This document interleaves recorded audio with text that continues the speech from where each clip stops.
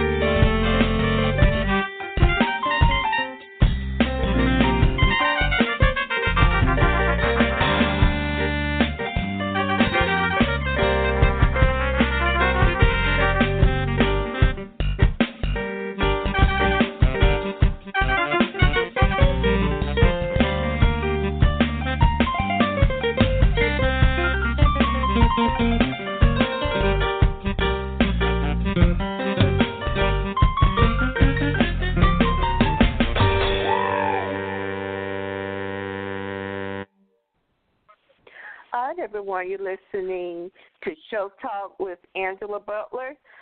I'm calling. He called in today is Mr. Paul Lamar Hunter.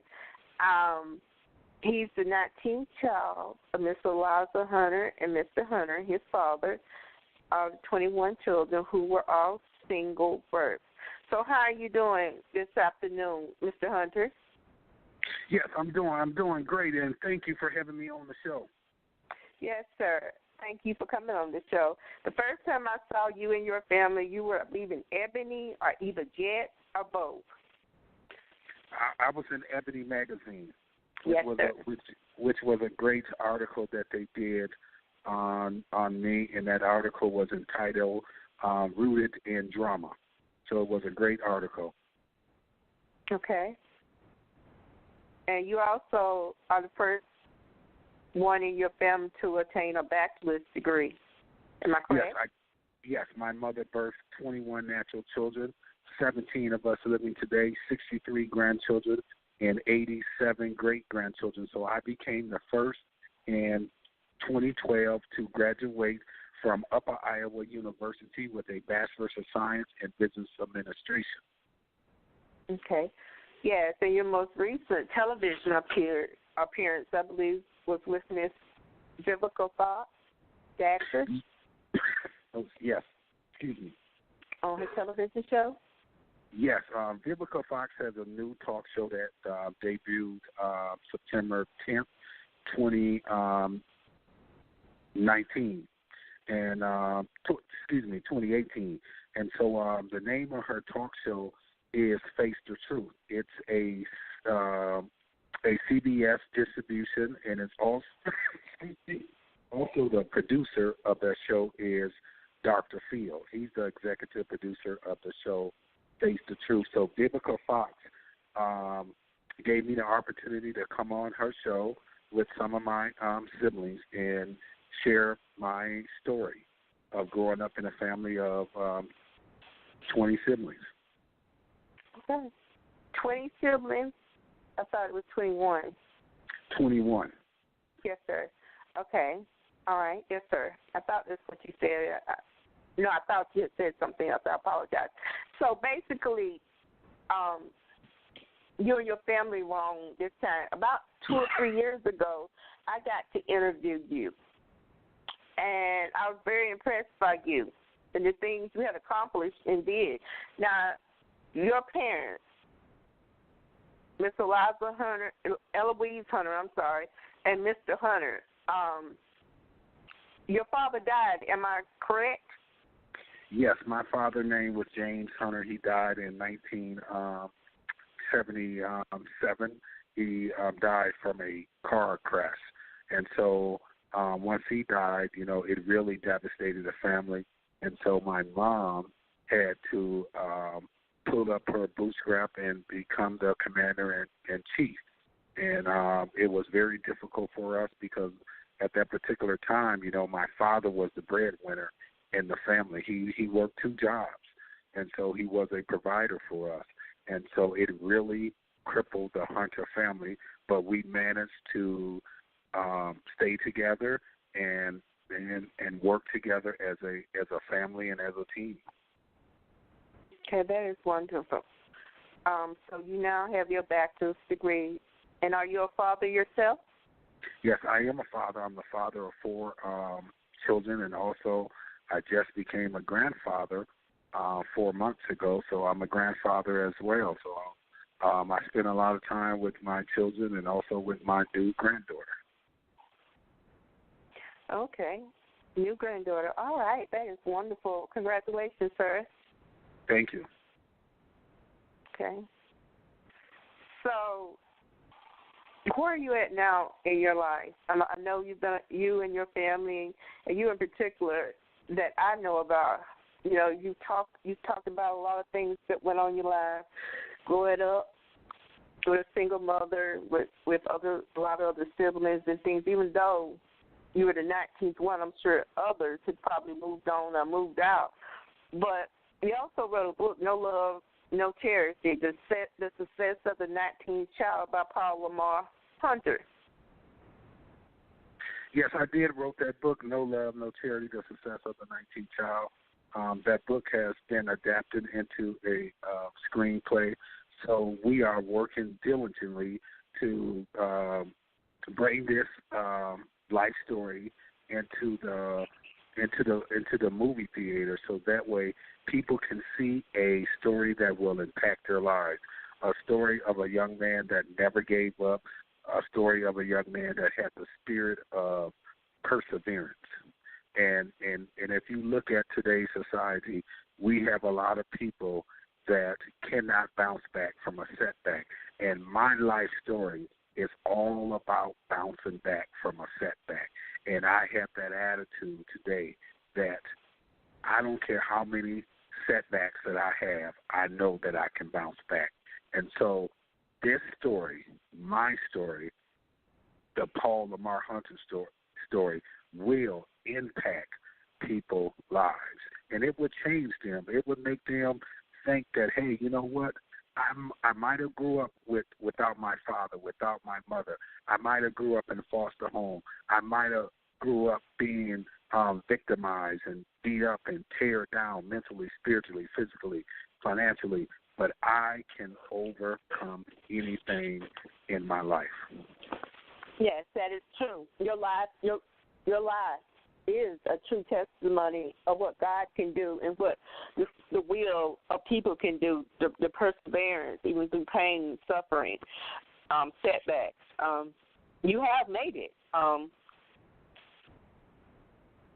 So I'm happy that you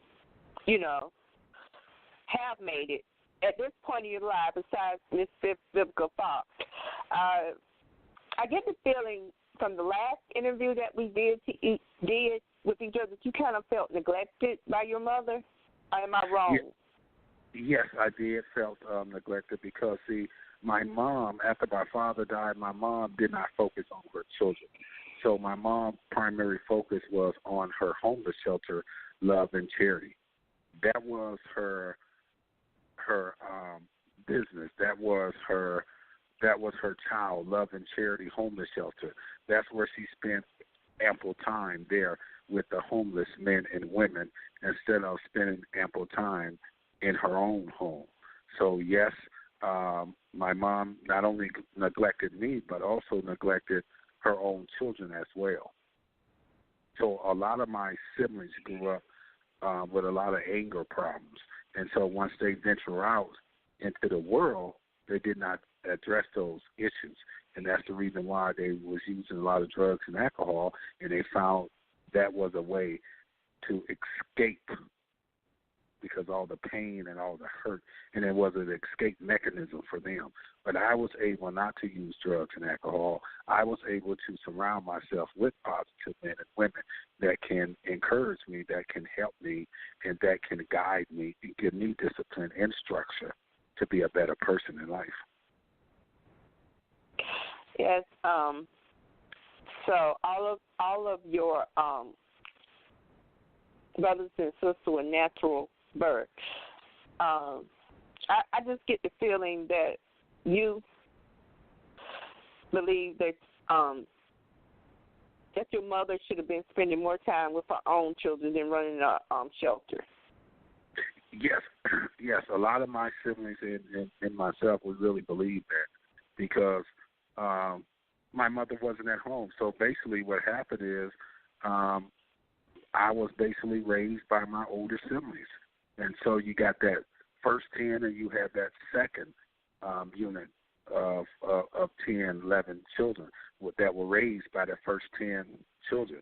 And so my older siblings were my surrogate parents for me because they were the one that taught me how to do chores, that taught me how to cook, that played kickball with me, also did homework with me. They were the ones that were spending ample time with me. Okay. All right. So those, okay. So do you and your mother talk? Is Miss Louise still alive? Louise. My mother's name is Louise. She's still alive today. Sorry. She is 87 years old. All right. So you come from a big family. Okay. Basically, when I talk to you, I've been trying to get an interview with you for about two years now, and I know you've been pretty busy then. You've been pretty busy living your life and doing great things. I know you were on Miss Biblical Fox television show recently. I know it was produced by Dr. Phil. What else have you been doing? Well, right now I have been pitching my story to the Steve Harvey Show. Also, I have been pitching my story to the Kelly Clarkson Show, Tamron Hall Show, The View as well, The Talk, and also Good Morning America, the Today Show. So and you know, I just been pitching my life story to different syndicated talk shows, and so I believe that it will happen because the communication with all of these talk shows that I have been discussing about being a guest appearance on there has been positive. You know, speaking with the producers and speaking with their staff, they have been positive. So right now, I'm just sitting back and waiting on a date to fly out either to New York or to California to make an appearance on these talk shows. And I think that once people see that this is a young man that never gave up and continued to knock on doors, and just because one door that you knock on said no, you know, keep knocking until someone says yes, and that's what I'm doing. Yes, sir. I understand. And you have a story to tell, and it's a story that needs to be heard. It also can let people know, like you were saying earlier in the interview, that they can survive through abuse, not having parents, that you know, in foster care, or through all the life trials and hardships that they can persevere. That's what your life story shows. Mm-hmm. Yes, that's what it really shows, and I believe you should have a movie. I do, and if I don't, you know, I don't have a lot of say so in that, but I hope it happens because that would be something I would like to see on on the big screen or on television. Yes, for someone. I believe that it will happen in 2019. I believe that, you know, that I will get the movie deal done in 2019. 2019 means a lot to me because I am the 19th child, and also it's 2019. So I'm thinking big and I'm dreaming big in 2019. Yes, I am. Yes, I hope it happens too because too, life can inspire others and give others courage. Mm-hmm. Yes. Very much can. Yes, and that's the main thing is to tell the story, impact people, and give them courage to move on in life and to never give up. Yes, sir. So, what type of work do you do? Well, right now I am a public speaker. I go around and I speak to kids in grammar school, middle school, high school, and also colleges because, there's a lot of kids that might be struggling with academics. I struggle with academics, but what I was able to do was get that extra help and continue to get extra help until the light started coming on. And once the light started coming on, I became a critical thinker. Okay, so what was life like growing up compared to what it's like today? Life growing up was very difficult because we had a lack of food in the house, and we didn't have much to eat sometime during breakfast, lunch, or dinner. But some days, we had to go without. And there was days where people, the community in the city of Racine, Wisconsin, would just knock on the door, and then they would leave food right by the door. They would leave food right on the door, right by the door, for us, right on the porch for us. And, it was those type of people that really looked out for the Hunter family, that knew our needs, knew our struggle, but never forgot about us, would just knock on the door and leave us toys, would leave us food to eat, would leave us gift cards. Those people, that did that, they were unexpected people that knocked on the door and left gifts and things for us, for the house. And so I'll never forget about that. So right now, today, compared to now, back then it was a struggle. Today it's not a struggle. So, I feel good about that because, I came a long ways, and my family, my siblings came a long ways because everybody had their own, careers now. And most of my older siblings, they are grandmothers and grandfathers, and they all have their lives now. And they in a different stage in their lives right now. So how's Miss Louise doing?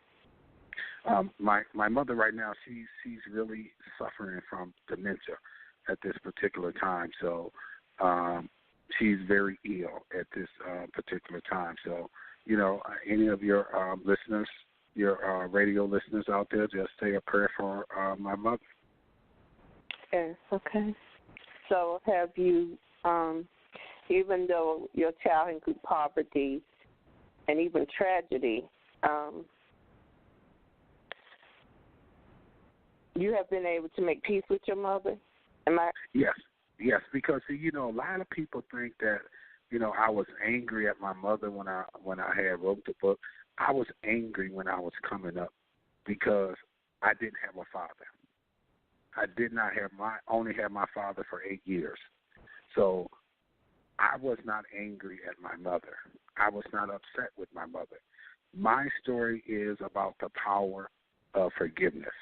And no matter what had happened in my life, I was able to not only forgive my siblings, but also my mother. So, I don't have any animosity toward my mother. Only thing I was upset with my mother is that, and my siblings, is that they did not show up at my graduation. Nobody showed up at my graduation. So, I talk about that in my book. So what I was able to do was turn that into something positive.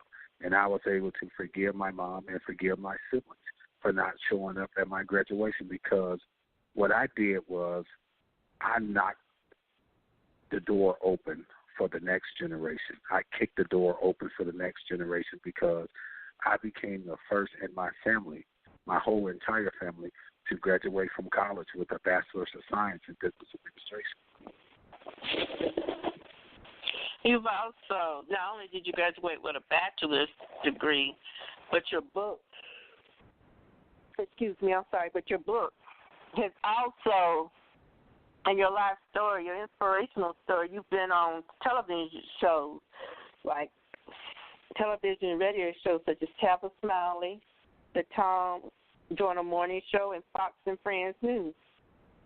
I like to know how does receiving a degree and working and educating yourself to receive to earn a bachelor's degree. How did it change your life? Well, it really changed my life because I began to use my critical thinking skills to write extremely well, to speak extremely well, and also to pitch my story to different networks.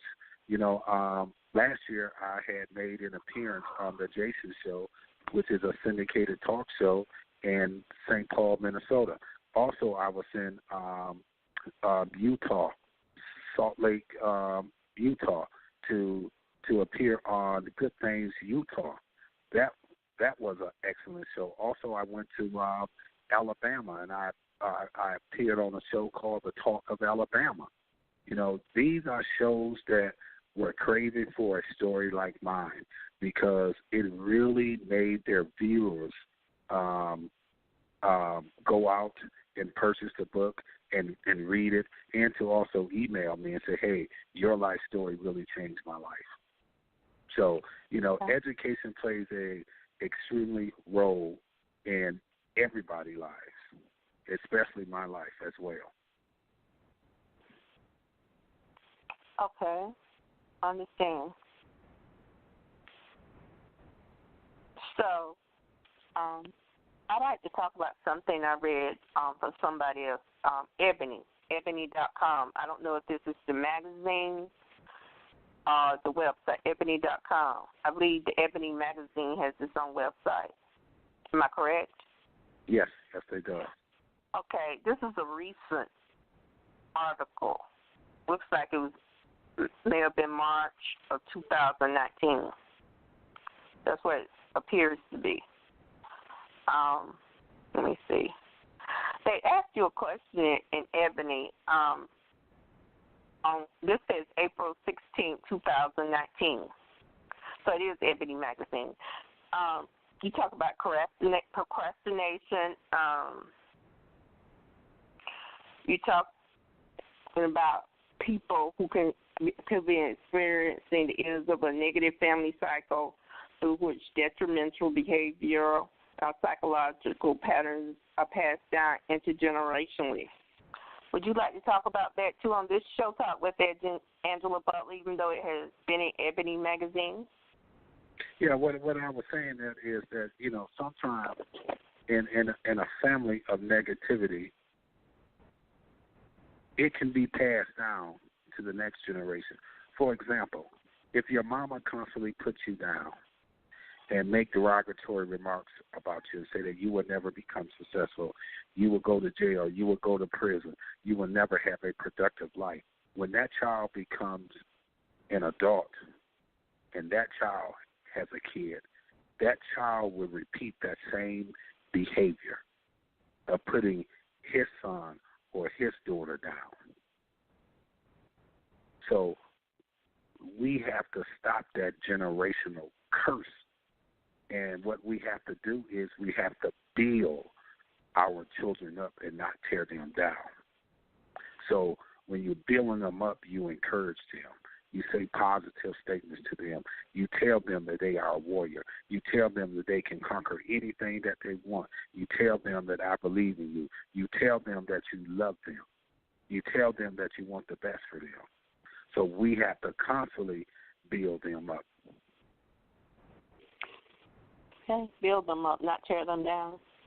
Yeah, build them up, not tear them down. Some families don't know how to do that, even in 2019, but I'm glad it's people like you that can go out publicly speaking on positivity and overcoming and, staying positive and overcoming things. I think that's wonderful, and you would be the perfect person to do public speaking, which you are already doing, of course, but I'm just saying that it's good as people like you to lead, to show by example, not just talk about it, but not just talking about it, but actually achieving and succeeding in it. And I'm happy for you. I am, but I have to ask you something. I understand that you're from, I believe, aren't you from the state of Wisconsin? Yes, yes. I'm born and raised in Racine, Wisconsin. So I am from the state of Wisconsin. Okay. All right, you're from the state of Wisconsin. All right. Was there racism there? I know you had a hard time.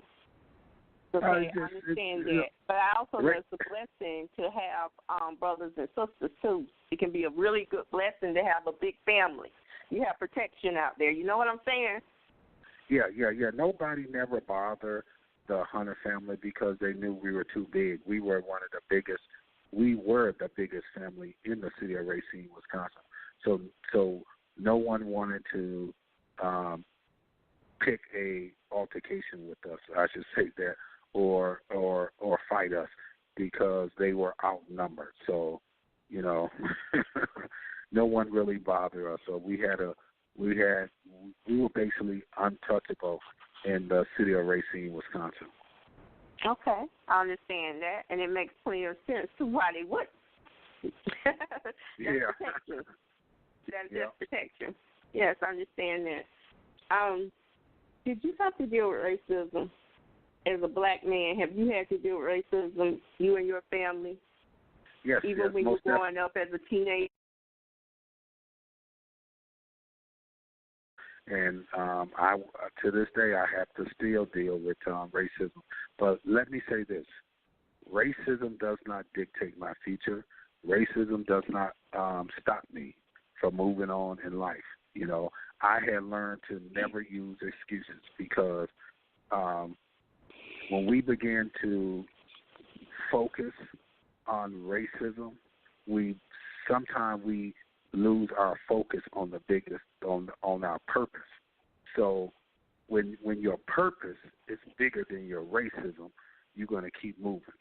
You might see it and you might see it happen to you, but you know that your purpose is bigger than racism. So you have to keep on moving because when racism happens, it causes you to basically stop and think or sometimes become immobile. So always remember that your purpose is bigger than racism. Your purpose is bigger than what your circumstances are in life. Okay. The type of racism you experience, do you and your sibling, I know you say you become what I call frozen by racism, seeing it happening over and over, whether it's through the criminal justice system, which is an injustice system a lot of times. America is supposed to have the greatest criminal justice system in the world, and I believe that is a blatant lie that they tell other countries and continents. The land of the free and all that, but you are free. But what I'm saying is, you just told me what you did, but when it hit the family as a whole, how did you all deal with it? Well, we addressed it. We, as a family as a whole, we had to address the issue, and we addressed the issue. We addressed the issue in-house, and then we come up with solutions. That way, we have a solution, so that way it will not happen again, or we know how to deal with it. We don't let racism, racist remarks, racist derogatory statements stop us from living our lives. We have to deal with it. It will be around until when I'm dead, when I'm gone.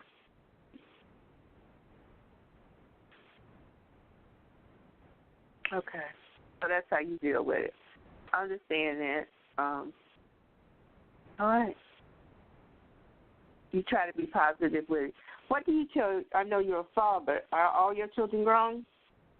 Yes, all my children are adults. So, I'm glad that they are adults now because it puts them in a position that they need to be independent. They cannot depend on their mama. They cannot depend on their daddy.